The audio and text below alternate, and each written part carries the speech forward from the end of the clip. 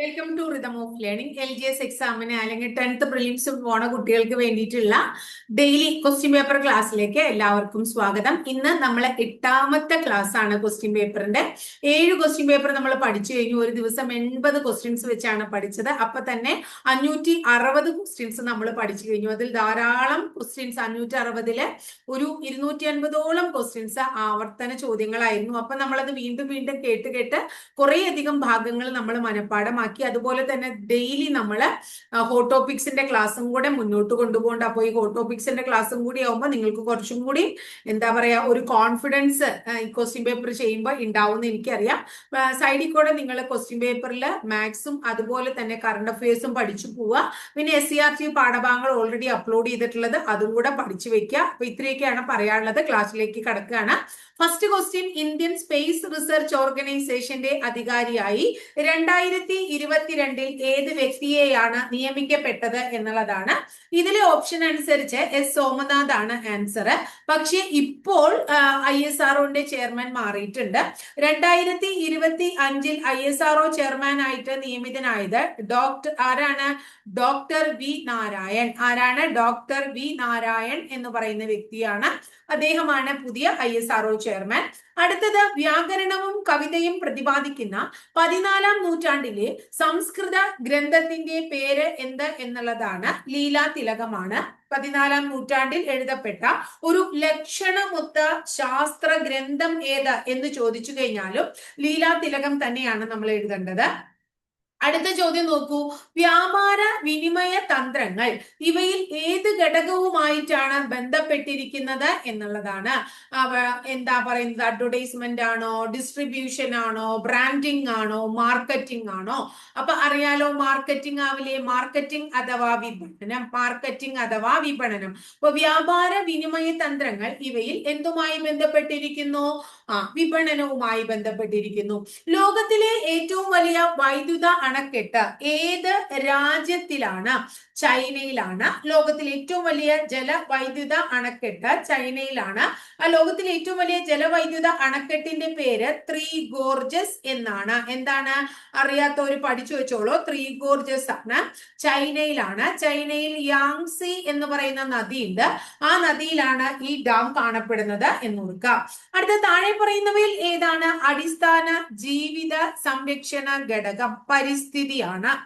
6 ലോകകപ്പ് കളിച്ച ആദ്യ വനിതാ ക്രിക്കറ്റ് ക്യാപ്റ്റന്റെ പേര് മിതാലി രാജ് എന്നാണ്. എന്താണ്? മിതാലി രാജ്. അടുത്ത ചോദ്യം നോക്കൂ. 2021 ജ്ഞാനപീഠ അവാർഡ് ജേതാവ് ആരാണ്? ദാമോദർ മൗസോ എന്ന് പറയുന്ന വ്യക്തിയാണ്. അദ്ദേഹം കൊങ്ങിണി ഭാഷയില് കൃതികൾ രചിക്കുന്ന വ്യക്തിയാണ് ദാമോദർ മൗസോ. ഇനി നമ്മൾ ജ്ഞാനപീഠവുമായി ബന്ധപ്പെട്ട ഒരു ക്ലാസ് തന്നെ നമ്മൾ ഓൾറെഡി ഇട്ടിട്ടുണ്ട്. ജ്ഞാനപീഠം എന്താ പറയാ, ഇവിടെ ഇതിനു മുമ്പും ക്വസ്റ്റ്യൻ പേപ്പറിൽ ചോദിച്ചു എന്നുള്ളത് കൊണ്ട് ടീച്ചർ പറഞ്ഞിട്ട് ഏറ്റവും ലേറ്റസ്റ്റ് ആയിട്ട് ജ്ഞാനപീഠം നേടിയത് 60ാമത്തെ ജ്ഞാനപീഠ ജേതാവ് തമിഴ്നാട് സ്വദേശിയാണ്. വൈരമുത്തു എന്നാണ് അദ്ദേഹത്തിന്റെ പേര് എന്നുകൂടെ നമ്മൾ പഠിച്ചിട്ടുണ്ടായിരുന്നു. 59ാമത്തെ ജ്ഞാനപീഠ ജേതാവ് ആരാണ്? വിനോദ് കുമാർ അല്ലെ? വിനോദ് കുമാർ ശുക്ല എന്ന് പറയുന്ന ആളാണ്. വിനോദ് കുമാർ ശുക്ല ഹിന്ദി സാഹിത്യകാരനാണ്. ഇതൊക്കെ നമ്മൾ പഠിച്ചതാണ് അല്ലെ. അടുത്തത് നോക്കൂ. എവിടെയാണ് 1857 കലാപം ആരംഭിച്ചത്? മീററ്റിലാണ് 1857 കലാപം ആരംഭിച്ചേക്കണേ. എന്നാണ് ദേശീയ ശാസ്ത്ര ദിനം? ഫെബ്രുവരി 28 ദേശീയ ശാസ്ത്ര ദിനം. അടുത്തത്, അന്താരാഷ്ട്ര സമാധാനം. അന്താരാഷ്ട്ര സമാധാനത്തിന്റെയും വിശ്വാസത്തിന്റെയും വർഷമായി തുർക്ക്മെനിസ്ഥാനിൽ നടത്തിയ UN ജനറൽ അസംബ്ലി പ്രഖ്യാപിച്ചത് ഏത് വർഷമാണ്? അന്താരാഷ്ട്ര സമാധാനത്തിന്റെയും വിശ്വാസത്തിന്റെയും വർഷമായി തുർക്ക്മെനിസ്ഥാനിൽ നടത്തിയ UN ജനറൽ അസംബ്ലി പ്രഖ്യാപിച്ചത് ഏതാണ് വർഷം എന്നാ പറയണേ? 2021. ഏതാ വർഷം? 2021 ആണ്. അപ്പൊ നമ്മൾ മനസ്സിലാക്കേണ്ടത് 2026 ഏതാണെന്ന് നോക്കൂ. വനിതാ കർഷക വർഷമാണ്. 2026 വനിതാ കർഷക വർഷം. 2026 പഠിക്കുക. വനിതാ കർഷക വർഷമാണ്. ക്ലിയർ ആയില്ലേ മക്കളെ? ഇന്ത്യയുടെ അയൽ രാജ്യങ്ങളുമായി ബന്ധപ്പെട്ട താഴെ പറയുന്ന പ്രസ്താവനകളിൽ ഏതാണ് ശരി അല്ലാത്തത് എന്നാണ് ചോദ്യം. ശരി അല്ലാത്തത്. ഇന്ത്യ ഏറ്റവും കൂടുതൽ ദൈർഘ്യമുള്ള കര അതിർത്തി പങ്കിടുന്നത് ബംഗ്ലാദേശുമായിട്ടാണ്. ശരി. ഗൾഫ് ഓഫ് മാന്നാറും പാക് കടലിടുക്കും ഇന്ത്യയും ശ്രീലങ്കയും വേർതിരിക്കുന്നു. ശരി. റാഡ്ക്ലിഫ് രേഖ ഇന്ത്യയും പാകിസ്ഥാനെയും വേർതിരിക്കുന്നു. ശരി. അപ്പോ ഖൈബർ ചുരം ഇന്ത്യയും ഭൂട്ടാനെയും തമ്മിൽ ബന്ധിപ്പിക്കുന്നു. തെറ്റ്. പാകിസ്ഥാനെയും അതുപോലെ തന്നെ അഫ്ഗാനിസ്ഥാനെയും തമ്മിൽ ബന്ധിപ്പിക്കുന്നതാണ് ഖൈബർ ചുരം എന്ന് ഓർത്തുവെക്കുക. താഴെ കൊടുത്തിരിക്കുന്നവയിൽ ഇന്ത്യയേക്കാൾ വിസ്തൃതിയുള്ള രാജ്യം ഏത് എന്ന് ചോദിച്ചാൽ ഉത്തരം നമ്മൾ ഏതാ പറയണ്ടേ? ബ്രസീലാ പറയണ്ടേ. അടുത്ത താഴെ തന്നിരിക്കുന്നവയിൽ ശുദ്ധജല തടാകം അല്ലാത്തത് ഏതാണ്? സംബാർ തടാകമാണ്. സംബാർ തടാകം രാജസ്ഥാനിലാണ്. അതൊരു ലവണ ജല തടാകമാണ് കേട്ടോ, ലവണത്വമുള്ള തടാകമാണ്. ഇന്ത്യയിലെ ഏറ്റവും വലിയ ഉൾനാടൻ ലവണ തടാകം എന്നറിയപ്പെടുന്നതും സംബാർ തടാകമാണ്.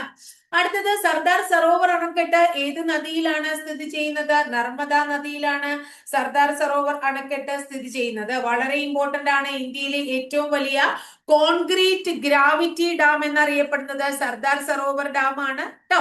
ഇനി അടുത്തത് സർദാർ സരോവർ ഡാമിന്റെ അണക്കെട്ടിന് തറക്കല്ലിട്ടത് ജവഹർലാൽ നെഹ്റു ആണ്.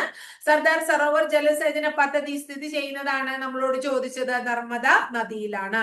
അടുത്തത് താഴെ പറയുന്നവയിൽ ജർമ്മനിയുടെ പങ്കാളിത്തത്തോടെ സ്ഥാപിതമായ ഇന്ത്യയിലെ ഇരുമ്പുരുക്ക് വ്യവസായശാല. നമ്മൾ ഇരുമ്പുരുക്ക് വ്യവസായശാലകൾ പഠിച്ചിട്ടുണ്ട്.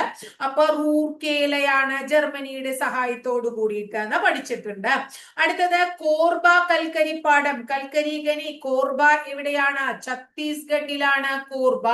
ഛത്തീസ്ഗഡിലാണ് കോർബ. അടുത്ത നോക്കൂ, ദേശീയ ജലപാത നമ്പർ 2 ഏതൊക്കെ സ്ഥലങ്ങളെ തമ്മിൽ ബന്ധിപ്പിക്കുന്നു? ഇതും പഠിച്ചതാണ്. സാദിയ ടു ദുബ്രി. അടുത്തത് national remote sensing centre. National remote sensing centre എവിടെ എന്ന് ചോദിച്ചു കഴിഞ്ഞാൽ നമ്മൾ എവിടെയാണ് ഉത്തരം പറയേണ്ടത്? വളരെ ഇമ്പോർട്ടന്റ് ആണ്. ഇതിനു മുമ്പും ഇത് ഇങ്ങനെയുള്ള ചോദ്യം ചോദിച്ചിട്ടുണ്ട്. ഈ ചോദ്യം ഹൈദരാബാദിലാണ് നാഷണൽ റിമോട്ട് സെൻസിംഗ് സെന്റർ. എവിടെയാണ്? ഹൈദരാബാദിലാണ് നാഷണൽ റിമോട്ടിംഗ് സെൻസിംഗ് സെന്റർ. ഇനി അടുത്തത് നറോറ ആണവ നിലയം എവിടെയാണ്? നറോറ യു.പിയിലാണ്. നറോറ യു.പിയിലാണ്. ജനഗണമന ഏത് ഭാഷയിലാണ്? ബംഗാളി ഭാഷയിലാണ്. വന്ദേ മാതരം ബങ്കിം ചന്ദ്ര ചാറ്റർജിയുടെ ഏത് കൃതിയിൽ നിന്നാണ് എടുത്തിരിക്കുന്നത്? ആനന്ദമഠം എന്ന കൃതിയിൽ നിന്നാണ്. അടുത്തത് ഇന്ത്യൻ പൗരന്റെ മൗലികാവകാശങ്ങളുമായി ബന്ധപ്പെട്ട് താഴെ പറയുന്ന പ്രസ്താവനകളിൽ തെറ്റ് ഏത് എന്നാണ് പറയേണ്ടത്. മൗലികാവകാശങ്ങൾ സംരക്ഷിക്കുന്നത് ഭരണഘടനയാണ്. ശരി. മൗലികാവകാശങ്ങൾക്ക് മാറ്റം വരുത്താൻ ഭരണഘടനാ ഭേദഗതിയിലൂടെ മാത്രമേ സാധിക്കൂ. ശരി. ഗവൺമെന്റിന്റെ ഒരു ഘടകവും മൗലികാവകാശങ്ങൾ ലംഘിക്കുന്ന രീതിയിൽ പ്രവർത്തിക്കാൻ പാടുള്ളതല്ല. ശരി. മൗലിക അവകാശങ്ങൾ ന്യായവാദത്തിന് അർഹമാണ്. അപ്പൊ ഇത് മാത്രമാണ് അതിൽ തെറ്റ് കേട്ടോ. അപ്പോ മൗലികാവകാശങ്ങളിൽ തെറ്റ് ഡി ആണ് കേട്ടോ. ഇന്ത്യയിൽ വിവരാവകാശ നിയമം നിലവിൽ വന്നത് എന്നാണ്? 2005-ലാണ്. അടുത്ത ചോദ്യം, ദേശീയ മനുഷ്യാവകാശ കമ്മീഷന്റെ ആദ്യത്തെ ചെയർമാൻ ജസ്റ്റിസ് രംഗനാഥ മിശ്രയാണ്. ഇന്ത്യൻ ഭരണഘടനയിലെ മൗലിക കടമകൾ ഏത് രാജ്യത്തിന്റെ ഭരണഘടനയിൽ നിന്നും കടം എടുത്തിട്ടുള്ളതാണ്? സോവിയറ്റ് യൂണിയനിൽ നിന്നാണ്. ഇന്ത്യൻ ഭരണഘടനയുടെ ഹൃദയവും ആത്മാവും എന്ന് അംബേദ്കർ വിശേഷിപ്പിച്ചതും ഏതിനെ തന്നെയാണ്?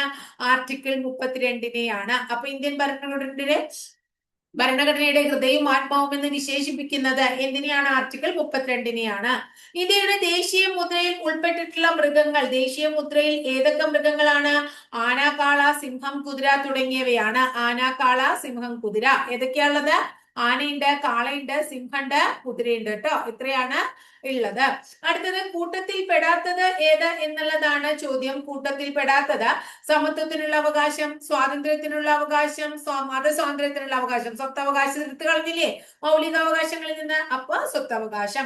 അടുത്തത് നോക്കൂ, ത്രിവർണ പതാകയെ ഇന്ത്യയുടെ ദേശീയ പതാകയായി ഭരണഘടനാ നിയമനിർമ്മാണ സഭ അംഗീകരിച്ചത് എന്നാണ്? 1947 ജൂലൈ മാസം 22-ാം തീയതിയാണ്. രാജാ റാം മോഹൻ റോയ് ബംഗാളി ഭാഷയിൽ ആരംഭിച്ച പത്രം ഏതാണ്? സംവാദ് കൗമുദിയാണ്. ഇതൊക്കെ നമ്മൾ രാജാ റാം മോഹൻ റോയെ കുറിച്ച് പഠിച്ചത് ഓർക്കുന്നില്ലേ?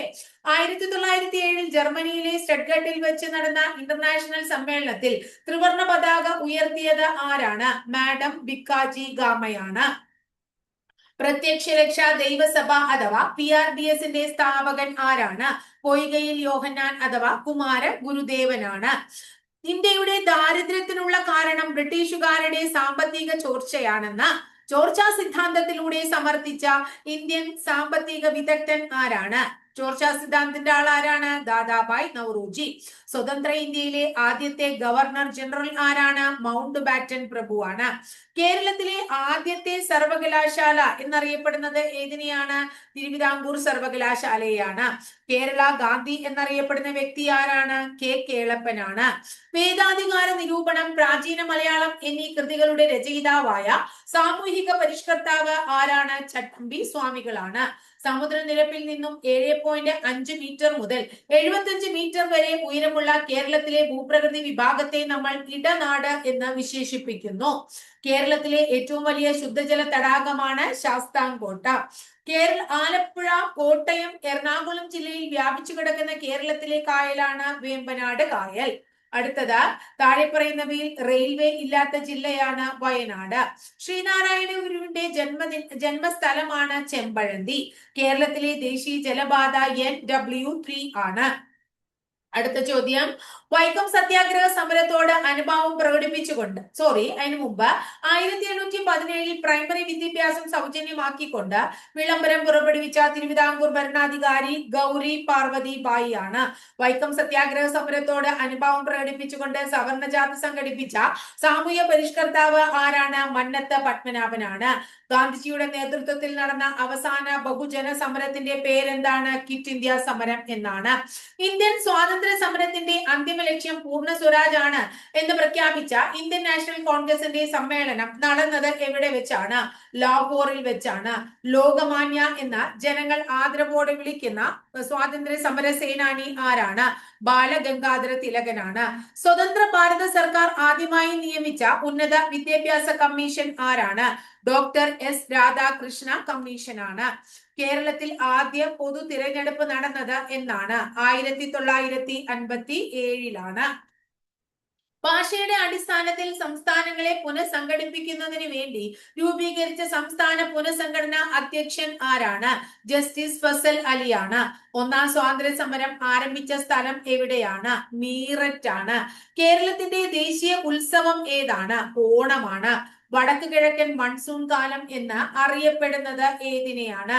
തെക്ക് പടിഞ്ഞാറൻ മൺസൂണും അതുപോലെ തന്നെ വടക്ക് കിഴക്കൻ മൺസൂണും ഉണ്ട്. വടക്ക് കിഴക്കൻ മൺസൂൺ ആകുമ്പോൾ തുലാവർഷം എന്നാണ് അറിയപ്പെടുക. തെക്ക് പടിഞ്ഞാറൻ മൺസൂൺ ആണ് നമ്മുടെ കാലവർഷം, മിടവപ്പാതി എന്നൊക്കെ പറയുന്നത് കേട്ടോ. ഇനി അടുത്തത്, വരിക വരിക സഹചരേ അല്ലെ, ഈ സ്വാതന്ത്ര്യ സമര ഗാനത്തിന്റെ രചയിതാവ് ആരാണ്? അംശി നാരായണ പിള്ളയാണ്. കേരളത്തിലെ ഏറ്റവും ചെറിയ ജില്ല ഏതാണ്? ആലപ്പുഴ ജില്ലയാണ്. തിരുവിതാംകൂറിലെ മുഖ്യ നിരത്തുകളിലൂടെ വില്ലുവണ്ടിയിൽ സഞ്ചരിച്ച് ചരിത്രം സൃഷ്ടിച്ച സാമൂഹിക പരിഷ്കർത്താവ് ആരാണ്? അയ്യങ്കാളിയാണ്. കേരളത്തിൽ ആദ്യത്തെ റെയിൽ പാത നിർമ്മിച്ച വർഷം എന്നാണ്? 1861. കേരളത്തിൽ ഉപ്പ് സത്യാഗ്രഹം നടന്നതിന്റെ പ്രധാനപ്പെട്ട വേദി ഏതാണ്? രണ്ടാം വർദ്ധോളി എന്നറിയപ്പെടുന്ന പയ്യന്നൂരാണ്.